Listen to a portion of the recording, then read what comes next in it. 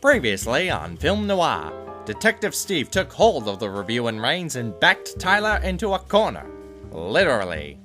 Some might call this a foul play, but in the score of their petty spats, Tylor is still leading by 1 point, courtesy of the 2 reviews he bailed on. As the 13th review approaches, what could happen next? Find out, right now. This is brilliant, Tyler. In this case, we might actually get to be like detectives. What's that supposed to mean? Well, at least more so than we have been in the past. Take a seat.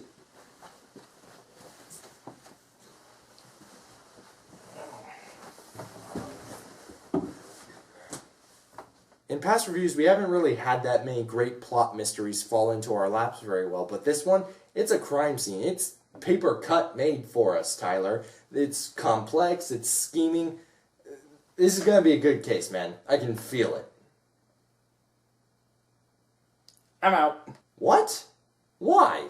Do you think I would forget last review, Steven? You put me in a corner. You think giving me the DS will just grant you forgiveness? Well, let me tell you what I think, Steven. Did I mention the movie has Will Smith in it? Awesome, I'm in! I, Robot. The memory I have of this movie comes down to 2 clips. The first one... You're experiencing a car accident. The hell I am! The second one is a spoiler, so I'm not going to give that one away just yet. The main reason for that is because I saw it at a drive-in a really long time ago. It was my first ever drive-in trip, and the only movie I really wanted to see going there was Spider-Man 2. Those were good times. Yeah. That being the case, we're both going to take a fresh look at this movie. So to start off, the film tells us about the 3 rules programmed into all robotic devices.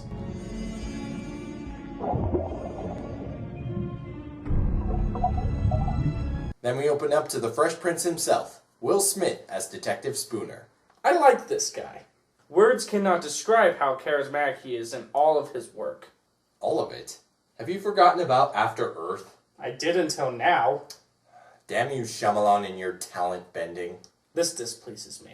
I need to borrow the car for like 10-15 minutes. No, this is different. This is different, Spoon. Listen, I got this fine-ass little yummy. I mean, she is complete and agreed. And that annoys me. Don't worry, he doesn't show up that much. Good. In this futuristic world, many trivial jobs that people don't care much to do have been taken over by robots, which is usually what happens before they get smart and rebel. Spooner doesn't like robots for some reason, unexplained as of yet, which is why he goes after one that is carrying a purse. The robot was just bringing the purse to its owner, who needed her inhaler. Relax. I'm a police officer. You are an asshole. Call me an asshole. One more time.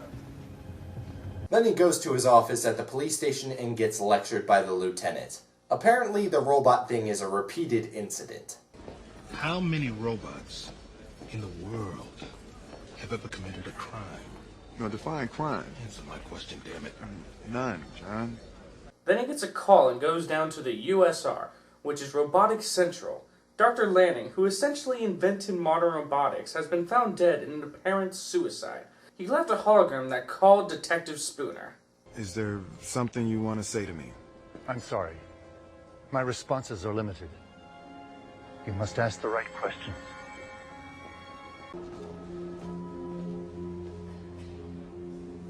So if that hologram projector is made of metal, and robots are also made of metal,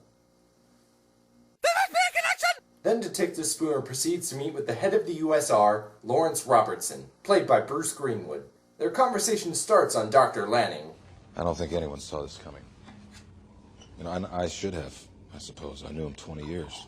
But segues into a bit of a debate. I do, but I got an idea for one of your commercials. You could see a carpenter making a beautiful chair, and then one of your robots comes in and makes a better chair twice as fast. Mm-hmm. And then you superimpose on the screen, USR, shitting on the little guy. Burn! Then he meets with Susan Calvin, a robopsychologist whose main job is to... I make the robots seem more human.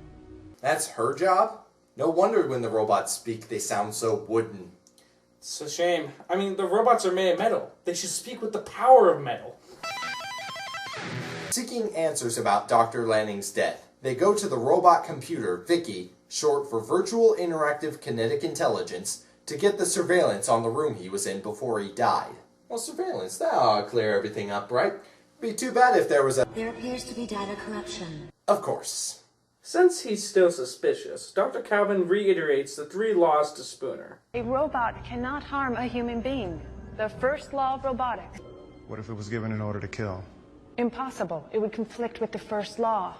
Right, but the third law states that a robot can defend itself. Yes, but only when that action does not conflict with the first or second laws. You know, now thinking back on it, the 3 laws seem pretty airtight. Do they? Enter one of the new NS5 robots who jumps out of hiding, doesn't follow orders, pulls a gun on them, and runs away. That robot is not going to harm us. Do you have a good reason to believe that at this point? Now, there must have been unknown factors, but somehow acting as it did kept us out of harm's way. Even if that was true, which I know it's not, that'd be stretching it a bit. After a scuffle, the robot is captured by police and taken downtown. After hesitation by his lieutenant, Spooner is allowed to interrogate the robot. Murder's a new trick for a robot. Congratulations. What does this action signify? It's a sign of trust. It's a human thing. You wouldn't understand. I think you murdered him because he was teaching you to simulate emotions and things got out of control. I did not murder him! Given the appearance of emotion in this robot, it seems prudent that emotion can conflict with a robot's programming, meaning it could break the 3 laws, meaning the police have a case of... My attorneys have filed a brief with the DA. He assures me a robot cannot be charged with homicide. The brief confirms murder can only be committed when one human kills another. It's a machine. It's the property of USR. At worst, that places this incident firmly within the realm of an industrial accident. This is a gag order. You can't do that! The people have the right to know! Going off a lead from the robot, who is apparently called Sonny, Spooner goes to investigate Lanning's house. Identify. USR Demolition Robot Series 9-4. Demolition scheduled for 8 a.m. tomorrow. Authorization. Lawrence Robertson, CEO. Doesn't it seem odd to you that they want to demolish it so quickly? Seems odd to me that they want to demolish it at all. Couldn't they make more money and arouse less suspicion by selling the house and all of Lanning's possessions? For God's sake, they even left his cat inside! On Lanning's computer, a video is shown of him giving a speech talking about ghosts in a machine. Yet another bit of logic that could prove the robots can break the 3 laws. Random segments of code that have grouped together to form unexpected protocols. What we call behavior. Even the nature of what we might call the soul. In addition, it shows that Dr. Calvin might not be soulless after all. I understand you've experienced a loss, but this relationship just can't work. I mean, you're a cat, I'm black, and I'm not going to be hurt again. Tylor, did you get what that meant? Not at all. Then let's just focus on the fact that Spooner's presence is now known thanks to a USR surveillance strip in Lanning's study. The demolition robot in turn gets an override signal that changes the demolition time from 8 a.m. the next day to 8 p.m. now. Craziness and improbability aside, you've got to admire the epic imagery of Will Smith flying through the air surfing on a door.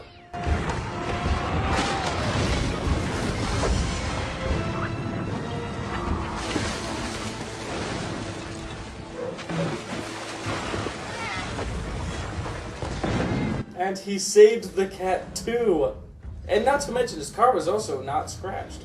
He visits Dr. Calvin, tells her all the issues that have been going on, and that he suspects Lanning was being kept prisoner in his own house because he was onto something regarding a defect in the robots.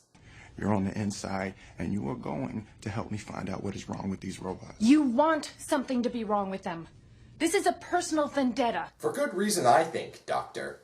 One of them put a gun in my face, and another one tore a building down with me inside. So what exactly is your rationale for not believing that robots could potentially be dangerous? It's because they're safe. It's because they can't hurt you. That made it sound like she's been hurt. Real bad. That's just great. Now I feel like a jackass. Way to go, Steven. Shut up, Tyler. After a quick bad dream, Spooner is back at his grandma's, and wouldn't you know it, now she's got a robot too. I won, Dale. I won the lottery. We've been cooking like crazy. Okay, take a look at that robot and try to tell me he's not a psychotic killer. Yeah, scary, huh? How did I ever raise such a mess? I could follow your trail of crumbs all the way to school. Breadcrumbs. Gigi, you're a genius. True. After that very odd conversation connects Spooner to another clue about something mentioned earlier in the movie, Spooner studies some old footage of Lanning talking about robots. One day they'll have secrets. One day they'll have dreams. Seeking more into this matter, Spooner accesses messages between Lanning and Robertson with his police status. Robertson proceeds to send a bunch of robots after him. Persistent son of a bitch.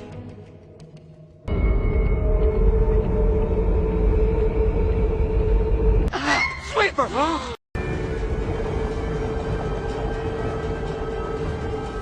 Like the last action scene, highly improbable. Also, like the last action scene, freaking awesome.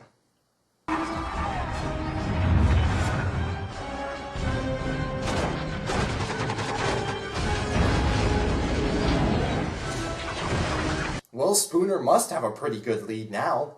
With a mess like that in the tunnel, there's no way it can get cleaned up before someone finds out about it.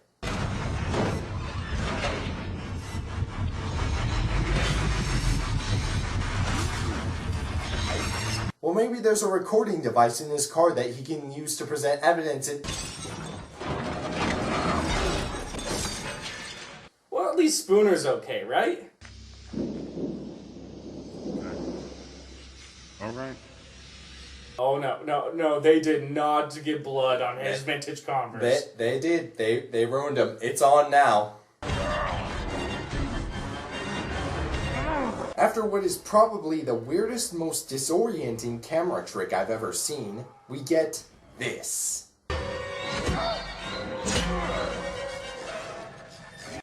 What a twist!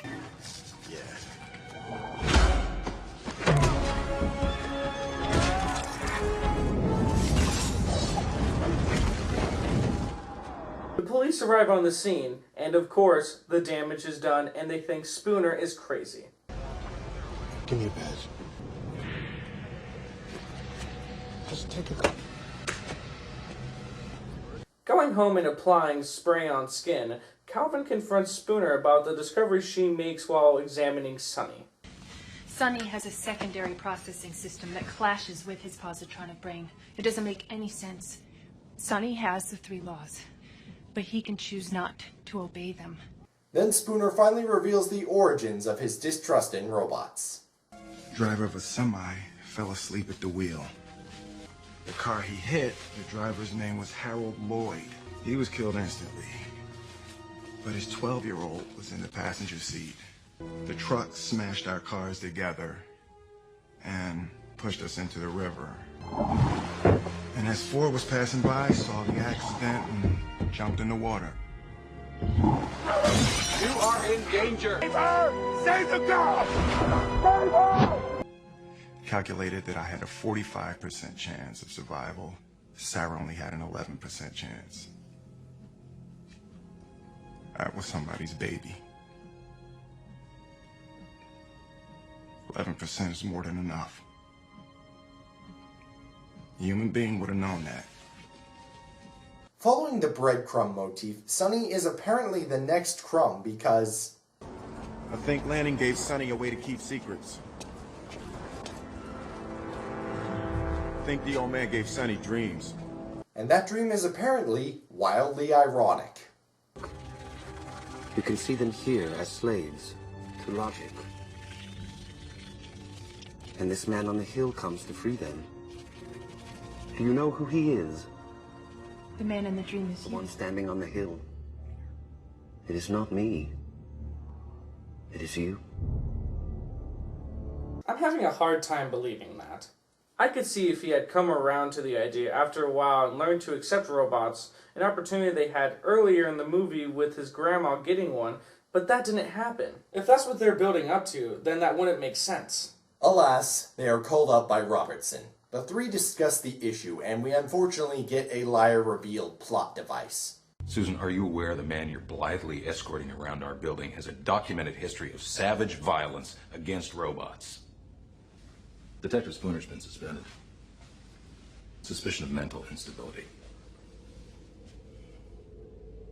The blame here lies in two places. A little bit does lie with Spooner because he didn't mention that he was kicked out of the police force, but most of it lies with Dr. Calvin. They were making discoveries together that outline potential danger in future generations of robots. Sure, he was kicked out of the police force for being crazy, but if he was right, which he was, then it shouldn't matter. Well, let's give Robertson a chance here. Just imagine the mass recalls, all because of an irrational paranoia and prejudice. I'm sorry, I'm allergic to bullshit. Oh, that was perfect. Calvin comes around to the idea of shutting down Sonny by injecting nanites into his primary positronic brain. This is also the moment where we start to see some of her humanity emerge. They look like me. But none of them are me. Isn't that right, Doctor? Yes, Sonny. That's right. You are unique.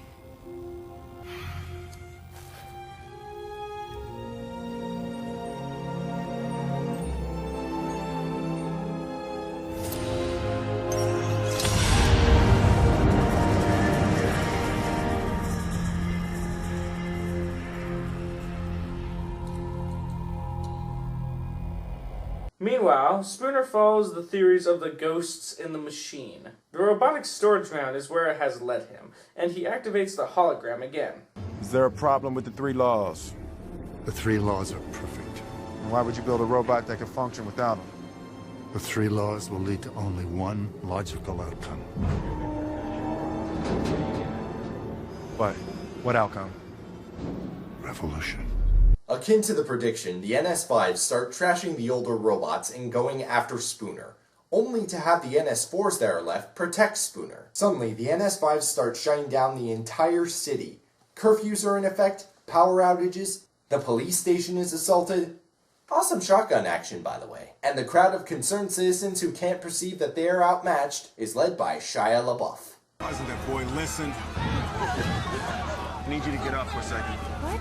He's wasting time on him? They have a bond based on that one scene in the beginning? Well, that's mostly just an excuse so that he can go save him and perform another bit of awesome action.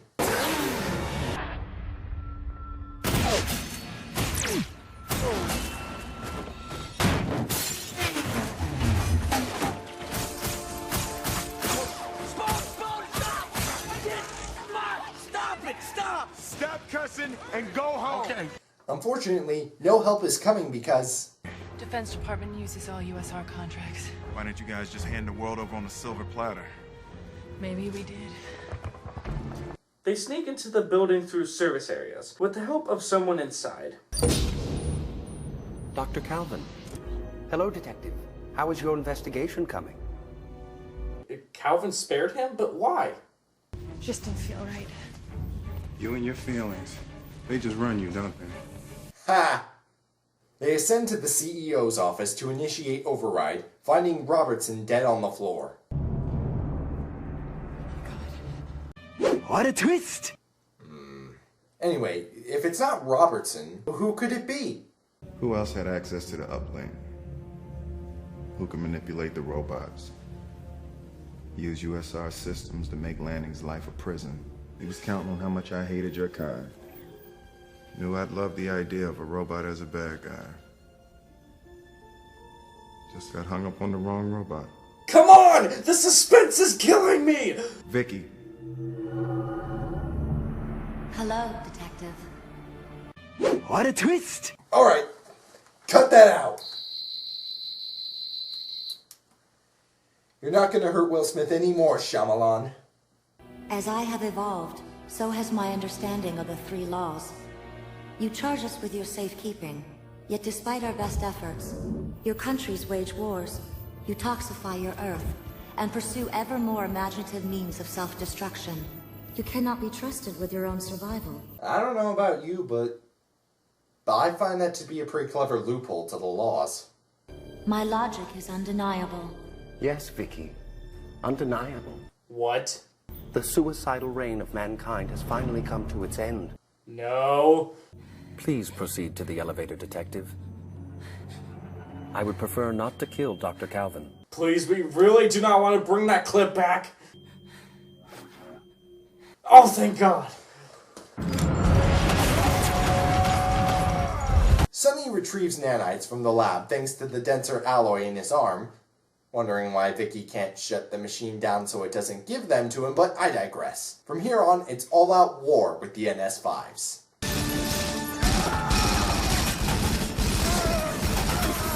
We gotta go!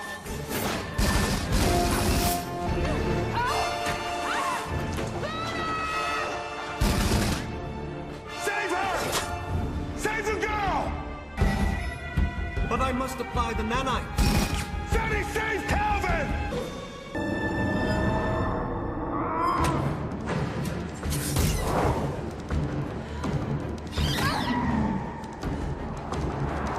Once again improbable, this time referring to how much damage that arm can take, they are successful in shutting Vicky down, upon which the robots return to a more basic setting. Chief? After a quick reflection on the breadcrumb trail that started this whole mess. But then Vicky didn't kill the old man.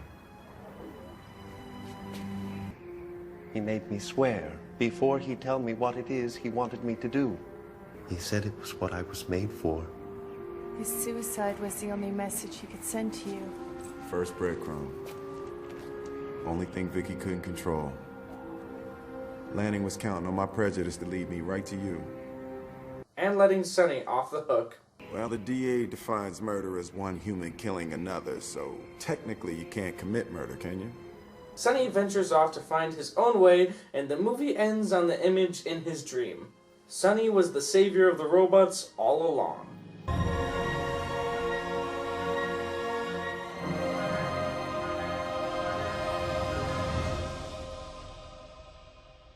So that was iRobot, and honestly, it wasn't bad. My main criticisms are of Dr. Calvin and Sonny. Calvin is very bland, monotonous, and is pretty illogical in her reasoning about certain situations in the movie, especially near the beginning. Meanwhile, Sonny's revelation of leading the robots to freedom doesn't seem built up besides that singular dream he had. But there were some clever ideas with the three laws, including the massive loophole thrown in near the end. There was also good use of the mystery box technique in this movie. If I were more cynical, I would talk about how machines becoming intelligent and revolting isn't really a new concept. But I think it's done well here.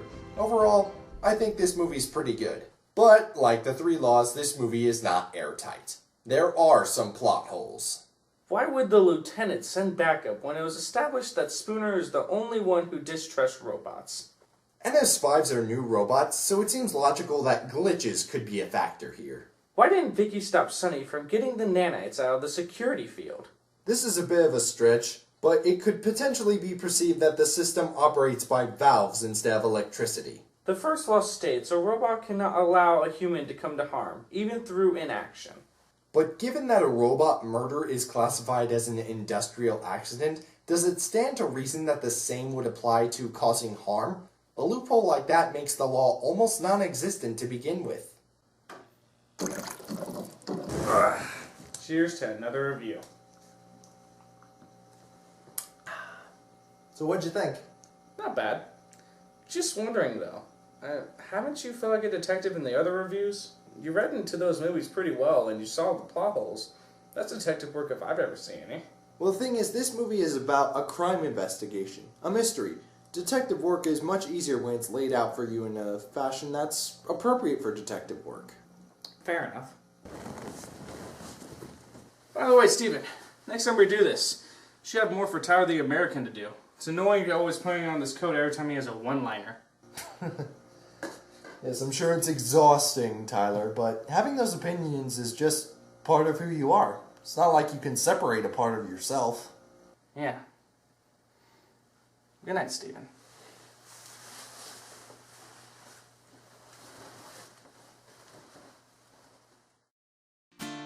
Look into the mirror and tell me what you see. Are you free or just a slave of the authorities? Don't you ever question the will that you fulfill? I especially like the plant in the corner. Yes, it really ties the room together.